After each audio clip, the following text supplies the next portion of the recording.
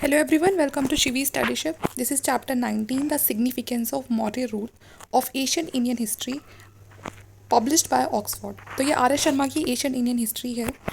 Already इसका जो half part है वो हम पहले ही जो लेक्चर है जो कल मैंने लेक्चर अपलोड किया था उसमें कवर हो चुका है। अब इसमें हम जो लेक्चर था वो बीच में ही छूट गया था, जिसमें जो कॉजेज़ थे, जो मौर्यन एम्पायर के फॉल होने के जो कॉजेज़ थे वो रह गए थे। तो आज मैं इसमें वही कवर करूँगी, तो इसलिए आप लेक्चर के साथ जुड़े रहिएगा। लेक्चर बहुत इंपॉर्टेंट है आपके लिए, चाहे आप स्कूल में हैं, चाहे आप किसी जॉब के लिए, किसी गवर्नमेंट जॉब के लिए प्रिपेयर कर रहे हैं, तो मॉर्यन रूल उसमें काफ़ी ज़्यादा आता है। उसके जो कॉजेज़ हैं उसके फॉल के वो भी पूछे जाते हैं, तो इसलिए आपको इस लेक्चर को अगर आप देखते हैं तो आपको बहुत फ़ायदा पहुँचेगा। वीडियो अच्छी लगे तो प्लीज़ लाइक करना, शेयर करना और चैनल को सब्सक्राइब कर लेना। तो टॉपिक मैंने आपको बता ही दिया है, causes of the fall of Mauryan empire. ठीक है, तो जो ब्राह्मणिकल रिएक्शन है ऑलरेडी जो लास्ट लेक्चर है मैं उसमें कवर कर चुकी हूँ, लेकिन मैं फिर से इस लेक्चर में आपको उसको थोड़ा सा एक्सप्लेन कर दूंगी। तो देखिए, हम इसमें जानेंगे जो मौर्य एम्पायर था उसके फॉल होने के क्या कॉजेज़ रहे। तो पहला तो जैसे कि मैंने आपको लास्ट लेक्चर में बताया था, ब्राह्मणिकल रिएक्शन। इसमें क्या हुआ था, अभी अशोक से पहले जो किंग रूल कर रहे थे वो ब्राह्मण्स के अकॉर्डिंग चल रहे थे, लेकिन अभी क्या हुआ, जो अशोक थे उन्होंने नई पॉलिसी को अडॉप्ट कर लिया था, धम्म की नीति को अडॉप्ट कर लिया था, जो जो बुद्धिज़्म से काफ़ी ज़्यादा प्रेरित थी, है ना, क्योंकि वो उन्होंने जो बुद्धिस्ट धर्म है वो उसको फॉलो कर रहे थे। तो यहाँ पर क्या हुआ, जो ब्राह्मण से कहीं ना कहीं उनको ये चीज़ पसंद नहीं आ रही थी। अब वो लोग क्या हो गए, उनके अगेंस्ट हो गए। दूसरी चीज़ ये थी कि जो अशोक थे उन्होंने संस्कृत लैंग्वेज को ना यूज़ करके उन्होंने प्राकृतिक को यूज़ किया अपने इंस्क्रिप्शन जो एडिक्ट्स वगैरह थे उनको लिखवाने में। ये चीज़ भी ब्राह्मण्स को पसंद नहीं आई। जो पहले टेम्पल्स वगैरह में बलि वगैरह चढ़ाई जाती थी, सेक्रीफाइसेस किए जाते थे, अशोक ने उनको भी बंद करवा दिया था। तो उससे जो ब्राह्मण्स थे उनकी इनकम पे बहुत ज़्यादा असर पड़ रहा था। अशोक ने जो राजुकास हैं, है ना, उनको अपॉइंट किया था, ठीक है, और ये देखने के लिए कि जो धर्म की जो उनकी नीति है वो लोगों तक पहुंच भी रही है, नहीं पहुंच रही है, या लोग उसको फॉलो कर रहे हैं या नहीं कर रहे हैं। फोर्थ पॉइंट इसमें यह है कि सेम सिविल और जो क्रिमिनल लॉ है वो चारों वर्णों के लिए अशोक ने बराबर कर दिए थे, कि अगर कोई किसी भी तरह का कोई गलत काम कर रहा है तो जो पनिशमेंट एक अपर वर्ण वाले बंदे को मिलेगा वही सबसे नीचे वाले को मिलेगा। ठीक है, तो यहाँ पर पहले क्या होता था कि अगर ब्राह्मण है तो उसकी जो सज़ा है उसको कम कर दिया जाता था, और अगर शूद्र है तो उसके साथ बहुत ही गंदा बिहेव किया जाता था। लेकिन अब ऐसा नहीं था। अब अगर किसी ने कुछ भी किया है तो वो किसी भी वर्ण का है, सबको बराबर की पनिशमेंट दी जाएगी। ठीक है, तो ये चीज़ें ब्राह्मण्स को पसंद नहीं आई थी। अब यहाँ पर होता क्या है, धीरे धीरे जो मौर्यन एम्पायर है वो, जो हम कह सकते हैं कि उसके फॉल होने के जो रीज़न था वो ये था कि मौर्यन के आसपास जो ब्राह्मण थे उन्होंने अपने आप को इंडिपेंडेंट करना शुरू कर दिया था, और कहीं ना कहीं वो खुश तो थे ही नहीं इस चीज़ से। तो एक जो साजिशें होती है ना अंदर अंदर, वो बनानी शुरू कर दी थी। जो छोटे छोटे जो किंगडम्स हमें दिखाई देंगे अब आगे, उन्होंने अपने आप को, सबने क्या बताया, उन्होंने सबने अपने आप को ब्राह्मण्स बताया, और जो ब्राह्मण्स थे वो मौर्यन के खिलाफ थे। तो एक हम कह सकते हैं कि जो ये छोटे छोटे किंगडम थे ये मौर्यन के खिलाफ जाके राइज कर रहे थे।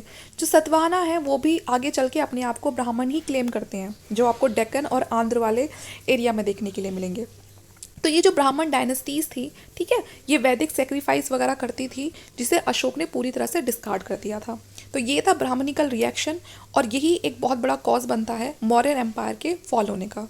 ठीक है, दूसरा है फिनेंशियल क्राइसिस। जैसे कि मैंने आपको बताया कि जो एरिया था मॉडर्न एम्पायर का काफ़ी बड़ा हो चुका था, एक बड़ी ब्यूरोक्रेसी थी, बहुत बड़ी, है ना, क्योंकि अगर इतने बड़े एरिया को आप चलाते हो तो उसको चलाने के लिए आपको बहुत सारे मिनिस्टर्स की भी ज़रूरत पड़ती है। मिनिस्टर्स की ज़रूरत पड़ेगी, आर्मी की ज़रूरत पड़ेगी, और उनके लिए आपको पेमेंट एक्सपेंडिचर भी आपके पास अच्छा खासा होना चाहिए करने के लिए। बड़ी आर्मी थी, ठीक है, लार्जेस्ट रेजिमेंट थे ऑफिसर्स के। अब लोगों पर टैक्स तो लगाया जाता था, लेकिन अब इतनी सब चीज़ों को मेंटेन करना भी उस समय एक बहुत ही डिफ़िकल्ट टास्क था। ऊपर से जो अशोक थे वो बड़े बड़े डोनेशन करते थे बुद्धिस्ट मॉन्ग को, जिस वजह से जो खजाना था वो काफ़ी हद तक खाली हो गया था। ठीक है, इन एक्सपेंसेस को मीट करने के लिए उस समय जो गोल्ड की जो इमेजेस रखी थी उनको भी मेल्ट कर दिया था, जिससे कि कुछ इनकम जनरेट हो और वो अपनी आर्मी को और जो उनके ऑफिसर्स हैं उनको मेंटेन कर पाएँ। थर्ड बात करते हैं ऑप्रेसिव रूल की। इसमें क्या होता है, जो प्रोविंसेस थी बहुत ही इंपॉर्टेंट चीज़ होती है, क्योंकि जो किंग होता है उसका काम ये होता है कि वो सब एरिया को जीते, लेकिन उसके अकेले के बस की बात ये नहीं है कि वो उस एरिया पर हमेशा डायरेक्टली रूल करता रहे। तो इस वजह से वो क्या करता था, उस जगह पर अपने किसी प्रिंस को एज अ गवर्नर बना के बैठा दिया करता था। लेकिन अब होता क्या है, अगर हम देखते हैं बिंदुसार का टाइम देखते हैं, तो जो सिटीज़न थे तक्षशिला के वो बहुत ज़्यादा कंप्लेन करते थे वहाँ पर रह रहे जो ब्यूरोक्रेट्स थे, मतलब वहाँ पर रह रहे जो मंत्री वगैरह थे या गवर्नर थे जो उनको कंट्रोल कर रहे थे तक्षशिला को। ठीक है। अब यहाँ पर होता क्या है, फिर बिंदुसार इस कंप्लेन को सुन के वहाँ पर अपॉइंट कर देता है अशोक को। अब आगे चल के जो अशोक है वो भी एक बहुत बड़ा सम्राट बन जाते हैं। तो यहाँ पर अब जब वो सम्राट बन जाते हैं तो अब वो एक छोटे से एरिया पर तो गवर्नर बनकर नहीं रह सकते, अब उनको पूरे एरिया को देखना था। तो वो अपनी जगह किसी और को वहाँ पर गवर्नर अपॉइंट कर देते हैं सेम सिटी के लिए। लेकिन उनके बाद फिर से लोगों की वही कंप्लेन आती है कि उनके साथ अच्छा बिहेव नहीं हो रहा है, वहाँ पर मिसरूल किया जा रहा है। तो एक ये भी होता है कि जब आप जहाँ पर रूल कर रहे हैं अगर आपके लोग, आपकी प्रजा ही खुश नहीं है, तो ये एक रीज़न बन जाता है, वहाँ पर रह रहे जो लोग हैं वो क्या हो जाते हैं, वो आपके खिलाफ हो जाते हैं। तो यहाँ पर भी वही चीज़ देखी गई। कलिंग के जो एडिक्ट हैं वो बताते हैं कि जो अशोक थे वो बहुत ज़्यादा कंसर्न थे इन सब चीज़ों को लेके, अपनी प्रोविंसेस को लेके। ठीक है। And mahamatras not to tyrannise the townsman with due causes and for this purpose he introduce rotation of officers in Tosali. तो जो अशोक थे वो इन सब चीज़ों को कभी इग्नोर नहीं करते थे, उनके लिए बहुत ही एक हम कह सकते हैं कि जो प्रोविंस थी बहुत इंपॉर्टेंट थी और वो नहीं चाहते थे किसी के साथ इस तरह का कोई बिहेव, मतलब उनका जो गवर्नर है वो इस तरह का बिहेव करे। तो इसीलिए उन्होंने क्या शुरू कर दिया, उन्होंने रोटेशन स्टार्ट कर दिया ऑफिसर्स का, कि किसी को एक जगह टिक कर नहीं रहने देना है, क्योंकि अगर कोई एक जगह एक लंबे टाइम तक टिक कर रहता है तो वो उस चीज़ को बिल्कुल अपना समझ के और वहाँ बहुत ज़्यादा लापरवाही कर देता है। तो इसीलिए उन्होंने ऑफिसर्स का जो रोटेशन था वो स्टार्ट किया तोसाली में। जो तोसाली है वो आपकी कलिंग में है, उज्जैन, तक्षशिला। ठीक है। तो यहाँ पर सब जगह उन्होंने रोटेशन स्टार्ट कर दिया। He himself spend 256 nights on a pilgrimage which may have helped administrative supervision. यहाँ तक कि वो खुद भी वहाँ पर रहते थे काफ़ी टाइम तक अलग अलग जगह पर, ये चेक करने के लिए कि वहाँ का जो एडमिनिस्ट्रेटिव जो मतलब जो फंक्शनरी है वो सब कुछ कैसे वर्क कर रही है। All this however failed to stop operation in the outlying provinces. तो देखिए जो उनके आसपास के एरिया थे वहाँ पर तो ये चीज़ें सही तरीके से वर्क कर रही थी, लेकिन जो एक काफ़ी ज़्यादा जो आउटलाइंग जो एरिया थे, ठीक है, वहाँ पर आप इतना ज़्यादा कंट्रोल नहीं कर सकते, इतनी ज़्यादा नज़र नहीं रख सकते। And after his retirement Taxila took the earliest opportunity to throw off the imperial yoke. और जैसे ही जो अशोक है उनका टाइम पीरियड चला जाता है, वो रिटायर हो जाते हैं और उसके बाद जो नए जो लोग आते हैं उनकी जगह, तो कहीं ना कहीं अब जो तक्षशिला है या जो बाकी जो स्टेट है उनको एक मौका मिल जाता है अपनी चलाने का। ठीक है। New knowledge in the outlying area. अब यहाँ पर देखते हैं, we may recall that Magadha on its expansion to certain basic material advantage, and once the knowledge of the use of element of culture spread to central India, the Deccan, the Kaling as a result of expansion of Magadhan Empire। ठीक है। अभी तक तो वो एक जगह पे control कर रहे थे, तो कंट्रोल बहुत अच्छे से हो रहा था। ठीक है। सब उनको उस जगह के बारे में नॉलेज भी थी, लेकिन अब धीरे धीरे वो जब अपने एरिया को बढ़ाएंगे तो वो नए एरिया के कांटेक्ट में आएंगे, जैसे कि उन्होंने सेंट्रल इंडिया तक पहुँचे, डेक्कन तक पहुँचे, कलिंग तक पहुँचे, काफ़ी ज़्यादा एक्सपेंशन हुआ मगधन एम्पायर का जो गैंगेटिक बेसिन तक गया। ठीक है। और जो ये गैंगेटिक बेसिन वाला जो एरिया था, कहते हैं कि ये हार्ट था उस एम्पायर का, क्योंकि सबसे ज़्यादा जो एडवांटेज है उनको गंगा के आसपास से मिलती थी, क्योंकि वहाँ पर फॉरेस्ट थे, है ना, और वहाँ से उन रिवर्स थी जो उनको और उनके एम्पायर को बहुत ज़्यादा फ़ायदा पहुँचाती थी। आयरन टूल्स का रेगुलर यूज़ होने लगा। ठीक है। उससे वेपन्स बनने लगे। जो पेरीफेरियल जो प्रोविंस थी, मतलब जो बाउंड्री वाली जो उनकी प्रोविंस थी, coincided with the decline and the fall of the Mauryan Empire, and on the basis of material culture acquired from the Magad, new kingdom could be founded and developed। अब जब ये iron tools बनेंगे, weapons बनेंगे, तो ऐसा तो है नहीं कि सिर्फ जो मगध के लोग हैं वही यूज़ करेंगे, उसके आसपास जो दूसरी प्रोविंसेस हैं उन्होंने भी इस चीज़ का फ़ायदा उठाया, जो कहीं ना कहीं अभी मगध के अंडर आती थी, लेकिन वो नहीं चाहती थी कि वो ज़्यादा दिन तक उन्हीं के अंडर रहकर काम करें, तो उन्होंने भी इन वेपन्स का यूज़ कर दिया उन्हीं के खिलाफ, जो मौर्यन एम्पायर था उसी के खिलाफ उनका यूज़ कर दिया। तो ये भी एक रीज़न बनता है जो मौर्यन एम्पायर है उसके डिक्लाइन होने का। On the basis of material culture acquired from the Magadh, new kingdom could be founded and developed. और इसी वजह से जो न्यू किंगडम है वो बनते भी हैं और फिर धीरे धीरे डेवलप भी होते हैं। This explain the rise of Shunga and the Kanva in the central India. और जो शुंग थे और ये जो कण्व थे सेंट्रल इंडिया में धीरे धीरे इनका भी राइज होता है। कलिंग में जो चेतीज़ है उनका राइज आपको देखने के लिए मिलेगा, और जो डेक्कन है वहाँ पर आपको जो सतवाहना है वो देखने के लिए मिलेंगे। तो कहीं ना कहीं धीरे धीरे अब जो दूसरे नए किंगडम थे उनका राइज होना शुरू हो जाता है। और जब धीरे धीरे छोटे छोटे किंगडम बनेंगे तो जो मेन किंगडम है जो एकदम सेंटर में है उस पर कहीं ना कहीं तो उस चीज़ का असर पड़ेगा ही। तो इसीलिए एक रीज़न ये भी है कि मौर्य जो एम्पायर था उसके डिक्लाइन होने का। Neglect of the north west frontier and the Great Wall of China. देखिए भारत में तो बहुत अच्छे से सब कुछ चल रहा था इनका शुरुआत में, लेकिन बाद में क्या होता है, बाद में भी और शुरुआत में भी ज़्यादा ध्यान कहाँ पर नहीं जाता, जो नॉर्थ वेस्ट फ्रंटियर पार्ट होता है या फिर जो ग्रेट वॉल ऑफ चाइना। यहाँ पर शुरू से ही जो इंडिया के लिए एक सबसे बड़ी वीकनेस रही है यहाँ पर रह रहे जो किंग के लिए, वो था उनका नॉर्थ वेस्ट फ्रंटियर, ठीक है, जो ये वाला पार्ट था। क्योंकि भारत में आने का सबसे ज़्यादा जो एक हम कह सकते हैं एक मेन जो रूट था वो यही था कि यहाँ से हर कोई आ जा सकता था, क्योंकि बाकी तो पूरा वो ओशन से कवर था। तो ये उन्होंने नेगलेक्ट कर दिया, ये जो पार्ट है ये इसको नेगलेक्ट कर दिया। अगर वो यहाँ पर अच्छे से कंट्रोल रखते तो शायद जो मौर्यन एम्पायर है वो इतनी जल्दी पूरी तरह से डिक्लाइन नहीं होता। Since Ashok was primarily preoccupied with missionary activities at home and abroad, and he was unable to pay attention to safeguarding the passes through the northwest frontier.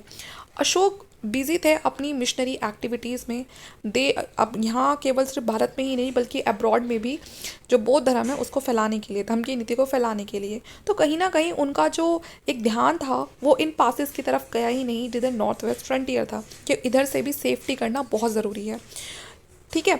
और यही आगे चल के रीज़न बनता है कि जो सेंट्रल एशिया में, ठीक है, इंडिया से ऊपर जो एरिया था रशिया वगैरह वाला है ना, वहाँ पर सेंट्रल एशिया में जो भी ट्राइब्स थी उन्होंने इंडिया की तरफ मूव करना शुरू कर दिया 3rd सेंचुरी BC में, क्योंकि रोकने वाला तो कोई उन्हें था ही नहीं। जो सिंथियंस थे, ठीक है, were in the state of constant flux and the nomadic people principally reliant on the use of the horses। तो जो nomadic people थे उस एरिया के, सेंट्रल एशिया के, ठीक है, जो सिंथियंस वगैरह थे, धीरे धीरे उन्होंने आना शुरू कर दिया। और वो किसका इस्तेमाल करते थे, वो हॉर्सेस का यूज़ करते थे।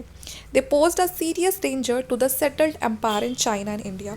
चाइना के लिए भी खतरा था ये लोग और इंडिया के लिए भी थे। चाइना में रह रही जो एम्पायर थी अच्छे से सेटल्ड हो चुकी थी, वो भी नहीं चाहते थे कि जो सेंट्रल एशिया से जो दूसरे जो नोमैडिक पीपल हैं वो उनके चाइना में आए और जो इंडिया है वहाँ पर आए। तो इंडिया और चाइना दोनों के लिए ही खतरा था ये।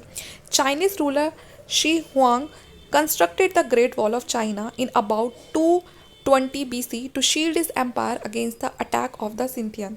अब यहाँ पर जो चाइना वाले थे वो यहाँ पर स्मार्ट निकले। जो चाइनीज़ रूलर थे उनके शी हुआंग थी, ठीक है, उन्होंने क्या करा, जिससे कि ये चाइना में एंटर ना कर पाए, इन्होंने ग्रेट वॉल ऑफ चाइना का जो कंस्ट्रक्शन है वो शुरू करवा दिया और अपने एम्पायर को पूरी तरह से इन्होंने बचा लिया कि अगर वो अटैक करते भी हैं तो तब भी वो उनका कुछ नहीं बिगाड़ पाएंगे, ठीक है। तो यहाँ पर ये याद रखना कि कौन से चाइनीज़ रूलर थे, शी हुआंग ती, ठीक है, इन्होंने ग्रेट वॉल ऑफ चाइना बनवाया था 220 BC में, ओके।